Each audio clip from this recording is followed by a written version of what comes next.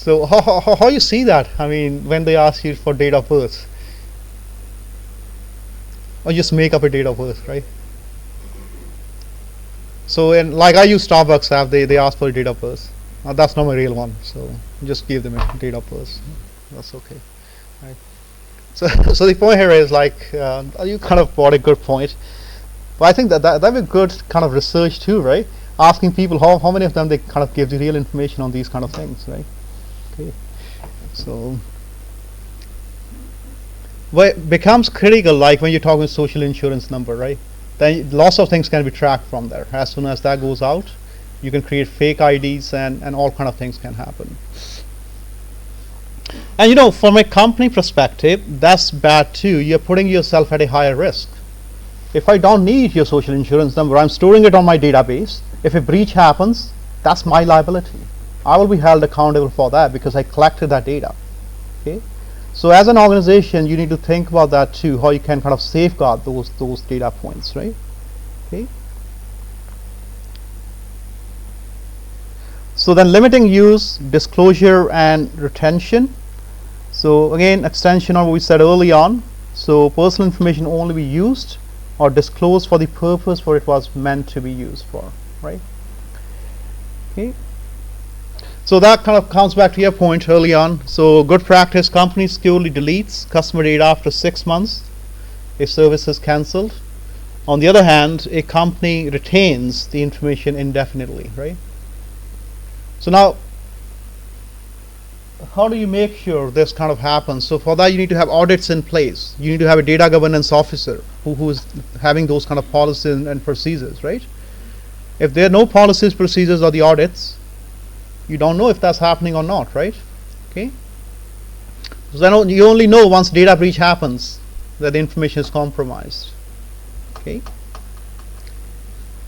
So anybody wants to shed light on that? Are there any policies around those, like particularly for researchers? Like you collect lots of data, right?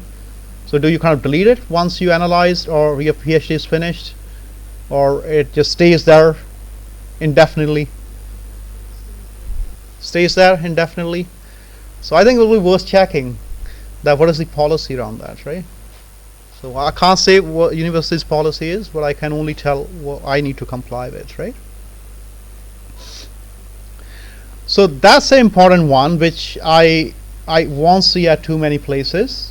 So when I say too many places in different economies, but based on this PIPEDA principle and the GDPR, so personal information must be accurate, complete, and up to date based on the identified purpose. And this is the responsibility of the organization who's collecting data. So that's why in these days you will see customers will have access to where they can go in and modify the information. So I'm trying to compare it like 10 years back. If I need to change my address, I need to go to bank. But in these days I can do it online. Because companies need to maintain this, so then they change the processes in place. So now as soon as I change my address, I can go to my account, online app, I'll just change it there, right?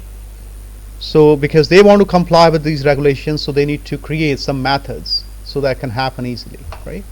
Okay. Yeah, so update the contact information to avoid errors. A company keeps the outdated records, right?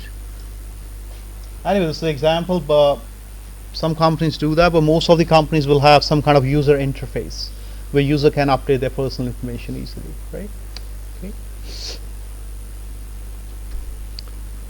Any questions up to this point? The next one is safeguards. So the data must be protected for the unauthorized access, disclosure, copying, use, or notification. So as I said early on, there are two approaches. Minimal access approach, so that's limiting access to an individual, so that can minimize risk. Otherwise, you can have different safeguards at physical and data level, right? Okay. So do you guys know where the university servers are? No, right? If you go and talk to an IT person and say, okay, can you give me access to a certain data set? No, right? You need to go through certain procedures before you get access. Somebody needs to approve those, right? So the whole idea is to minimize the risk around data itself, right? Okay. So when I have teaching assistants on my courses, I cannot add them to the learning management system, because usually those teaching assistants are higher level students.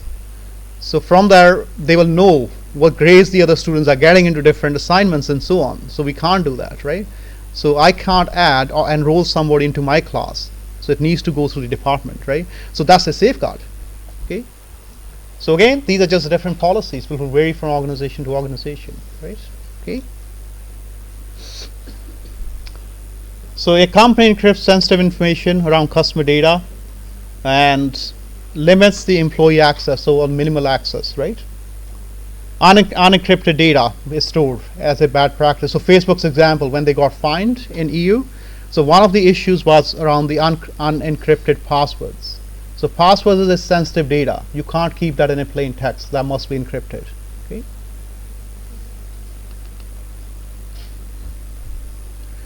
Then we have openness. So organizations must make their policies, practices around data management readily available for the individuals. So as a customer, if I'm providing data, let's say to Amazon, I should go into the Amazon in my account. I should be able to see what their policies are in plain language, not in kind of the legal language, which may not be understandable by most of the customers, but in plain language, right? So if you guys get time later on, if you punch in this PIPEDA in Google, if you go to the website, they have provided in plain language what it is and how companies can comply with it with specific questions. So it's like auditing process. You just simply do checkbox. Okay, we have this, this, and this. This is missing. Let's apply that, right? Because otherwise, you can make a very complex legal framework, but if it's not understandable by the individuals who are going to apply it, it has no value.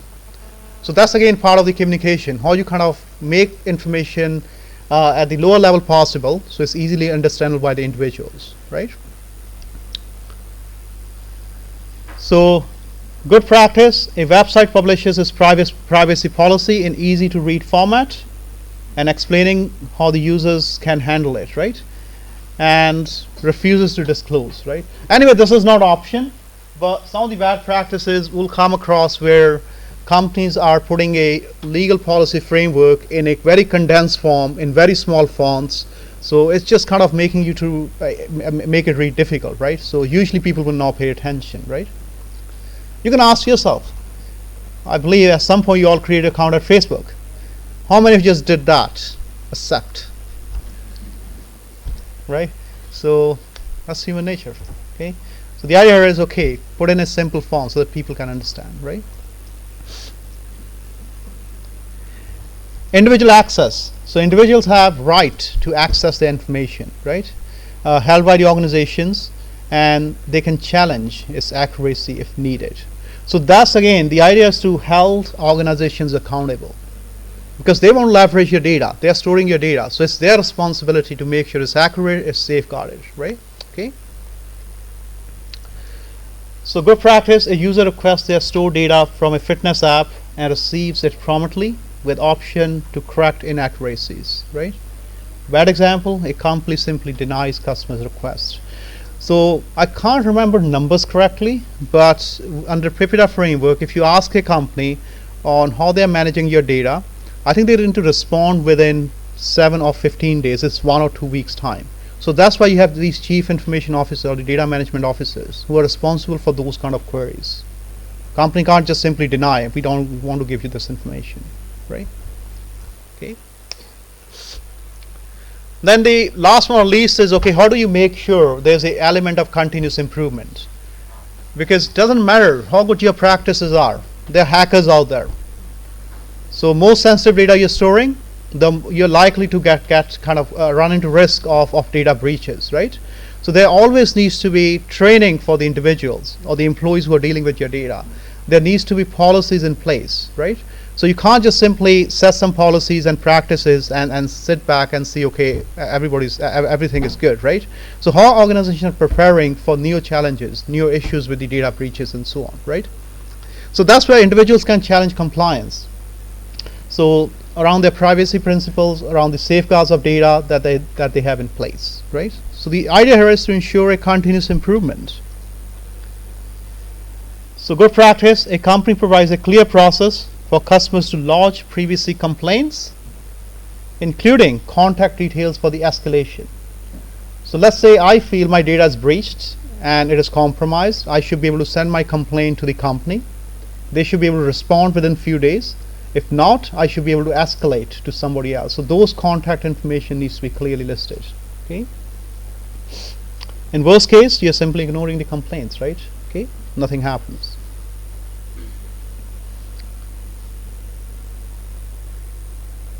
Questions around these 10 principles?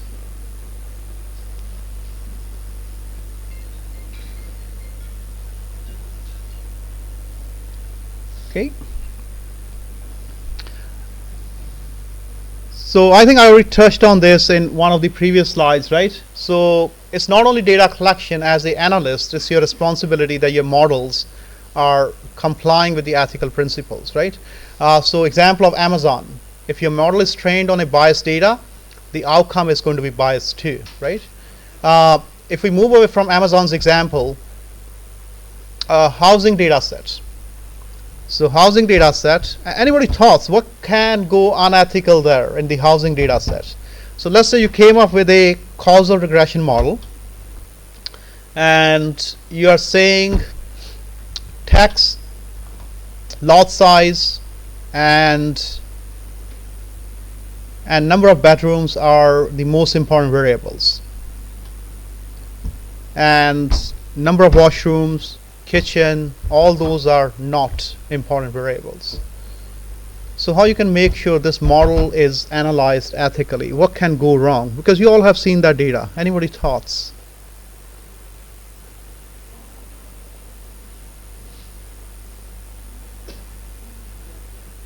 What could be the problem when it comes to analysis of that type of data set?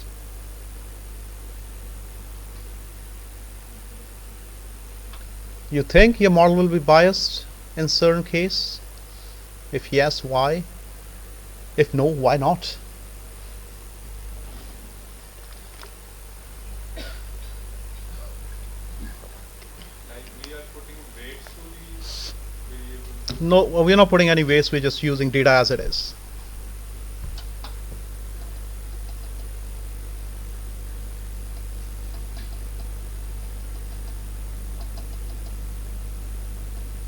Scaling, normalization. Number of bedrooms, bathrooms, they are like 0, 1, 2. Lot square is like in thousands. Tax in thousands. Your model is going to give higher weights, or it's going to be biased towards those bigger values. So that's even more problematic when you talk about machine learning. What's happening in machine learning? You give it a data set, your model is trained, then you're trying to do predictions in future. So usually your machine learning models are biased towards bigger numbers, bigger values when your data is on different scale, right? So for housing data set, let's say I want to predict prices, I would like to normalize my data on either 0, 1 scaling or Z normalization to make sure the bigger values are not influencing the model outcome, right? Okay. So it simply means your prediction accuracies are not going to be correct. You're going to weigh off based on that data set, right? So from analytics perspective, we need to eliminate bias. In terms of training data, there could be bias in coding. So where you're putting some additional rules to make your results look better. So that's unethical, right? Okay. And feedback. So that's again like think about models like neural networks or the random forest type models, right? In that case, we use feedback system. So if your model is already biased, you have additional rules to improve the model accuracy. The feedback is going to be influenced as well, right? Okay. So that's why it's good to use black box models. But if you don't know how your model performance can be deviated or can be biased, you can run into situation, right? Okay. Like in some graphical user interface tools, when we are running the regression, there is an option to take that Standardized, yes. Yeah. Yeah. So that's kind of converting automatically in the back end, right? Yeah. It doesn't matter you do kind of Z normalization or 0, 1 scaling, right? It doesn't matter. It needs to be in the same form, right? Okay. Right?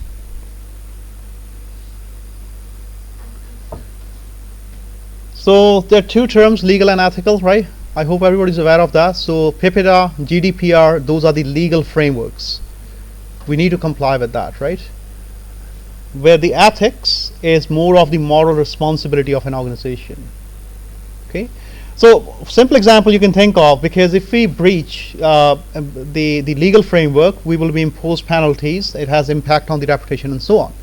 So let's say an organization, there was a breach on the passwords. So for 100 users, the passwords were for any 100 users, the passwords were compromised, and the organization was fined, and they also worked to address that issue. So that's the legal aspect. But what the organization can do, they can reach out to the customers and inform them the breach happened. So that's more of a moral responsibility. A breach happened, we were fined, we rectified the issue, but we need to inform the customers, right? Otherwise, there's no transparency in the process, right? So that's the kind of key difference here, right? If they don't do it, that's not required by the legal framework, you're still good. But it's more of building trust, bringing transparency into your processes, right? And complying with that moral responsibility, right? Okay. So I just added a few examples here. So for instance, a company provides a detailed consent form during customer sign-up and clearly stating how personal information will be used for the service delivery. Is that legal? Is that ethical? Ethical? So let's look into this into the PIPEDA perspective. So that's legal too, right? By PIPEDA regulation, you must comply with that, right? Okay. And at the same time, the company is providing plain language in the consent form. So they're ensuring that customers can understand. So that's their moral responsibility. So this is a situation where you're complying with the legal framework, and companies also kind of practicing a ethical or the moral responsibility too, right? Okay. This is kind of best case scenario. Okay. And here we have a company's privacy policy states that customer data may be shared with trusted partners for marketing purposes, which means PIPEDA's transparency requirements are met, right? Company shares anonymized customer purchase data with an advertising agency adhering to the PIPEDA principles. Well, legally we are complying to that, right? But company doesn't say who the trusted partners are. So that is unethical, right? So now you can see when I showed you that example from Sky Sports, it listed all the partners with which the data will be shared. So that's more of a moral obligation, moral responsibility, right? But as soon as you say, okay, trusted partners, that's good enough based upon the law, right? Okay. Then next one, so an organization experiences a minor data breach but decides to inform affected user immediately to maintain trust, even though the breach doesn't meet PIPEDA's threshold for mandatory disclosure. Okay. If the disclosure involves providing more information than permitted, example, identifying the specific employee's responsibility, then it becomes unethical. So it's not only customer data, I'm not supposed to tell due to which employee the breach happened, right? So information needs to be hidden from both ends, right, in terms of the personal information. Okay, so that's legal, but it is unethical here. Okay, I hope that gives you good understanding around that, right? Okay, and we're trying to condense into one lecture. When I did in my master's degree, we had a complete course on the data and information ethics. And I'm pretty sure the research folks, you kind of do very detailed course on these too, right? Okay. Then data governance, so that belongs to the frameworks, policies, procedures which organizations have in place to ensure that data information is safeguarded and they are complying with the regulations like GDPR or PIPEDA principles, right? So here are some aspects of data governance. So under data governance, an organization must have policies and standards in place. Right. So any example of policies and standards? So we discuss all these. An example. Let's sum it up.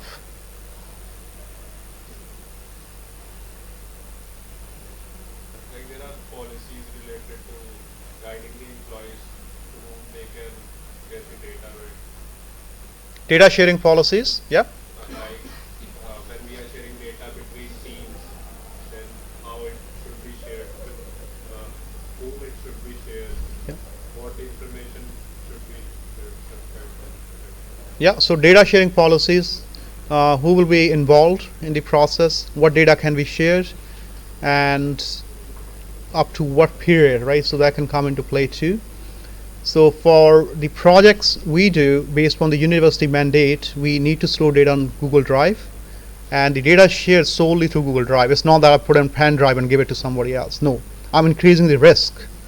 So if somebody loses pen drive, the data is gone, right? Okay. So it's on like centralized server, password protected, right? Similarly, you can have policies around. Anyways, there's so many examples. Password policies. It's a policy, right?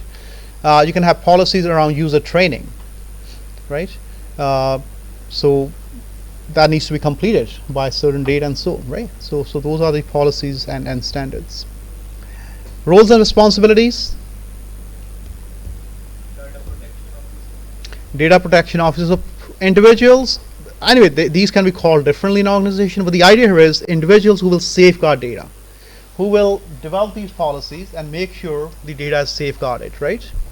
Who else is the what are the roles and responsibilities you can think of?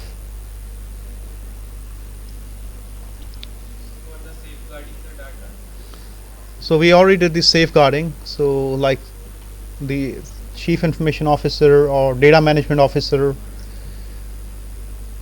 Data owners. So data owners are the most important ones. So data owner, individually who provides data, you should have access to your data. You're the data owner.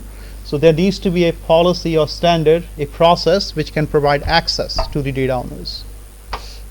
As an analyst, you are a data owner too at a certain point. So we need to make sure a minimal access is provided to the individual who are going to analyze data, right? So that should be part of the policy too. So the point I'm trying to make here is you can't think about these in silos.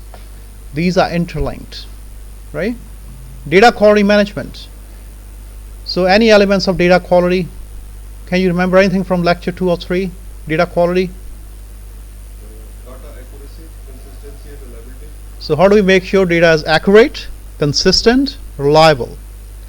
So that's why companies will use the centralized databases, right, or the ERP systems, because they allow you to keep consistent data, password protected, and which is hidden in the back end, right? But again, that is part of the policies and standards, right? So for example, you should have a policy how often the data needs to be updated. If there's a data breach, if there's data inaccuracy, how shall we go about resolving that? So there needs to be a policy, right? Okay. And somebody will be responsible for that, right? Okay. Data privacy and security. So that's pretty straightforward, right? How you maintain the data privacy. So some of the things companies will do: sharing minimum data, encryptions, right? Password protection, then sharing data with the analyst, which is in a transformed formats. So for example, usernames sometimes can be stripped out. If user IDs are part of the analysis, those can be transformed into different format, right? Like I provide lots of data from companies to my students in the capstone courses. So usually I will sit with the individual company company person, and we will kind of transform that data, or we will kind of encode it into different format to make sure that we're not giving out the right information out, right? Critical information. And usually those will be like product codes, supplier numbers, right?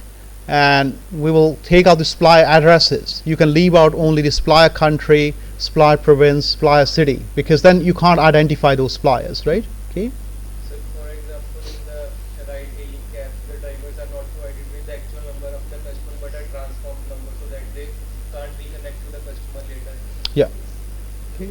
But I think in Uber you can add your favorite driver as well. We can do that. So I'm not sure if the number is shared or not, but when I'm booking the ride, then if the driver is available, I can select the driver. So, but again, you're right, perhaps number is not shared, it's just the communication through the app, right? Okay. Then life cycle management, right? So after what period the data needs to be destroyed, right? So for example, in my case, after 6 months, we need to kind of destroy the videos or the data we collected on a project, right?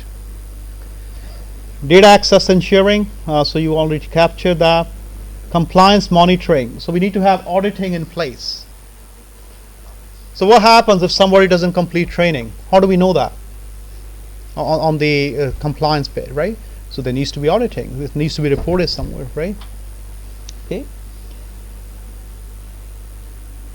So anybody knows how Facebook got caught? So there was an independent watchdog who was monitoring the activities, right? So you never know. There's sometimes external compliance or the watchdogs which will kind of blow the whistle, right? Okay, so that's why it becomes very important that we have internal compliance monitoring processes in place, right? Like I think before you write your exam, it's better to ask questions now. That's kind of internal compliance, right? So otherwise, later on, once you write an exam, if you don't know, you'll get caught, right? Don't know anything, right? Okay, so that all leads to the continuous improvement. Remember, we can't just simply put policies in place and just sit back, right? So there's new technologies coming out. Hackers are always there. More critical data you collect, you're more likely to get, or the risk is higher, right, of the data breaches. Okay. So that's all from my part, right? So as I said early on, we'll kind of move to the dashboard activity, and so let's continue with that. So if you guys look carefully from these slides onwards, I have put some questions together, right? So if you were not here in last session, you want to start from here. If you were here, then you can start from the visualization.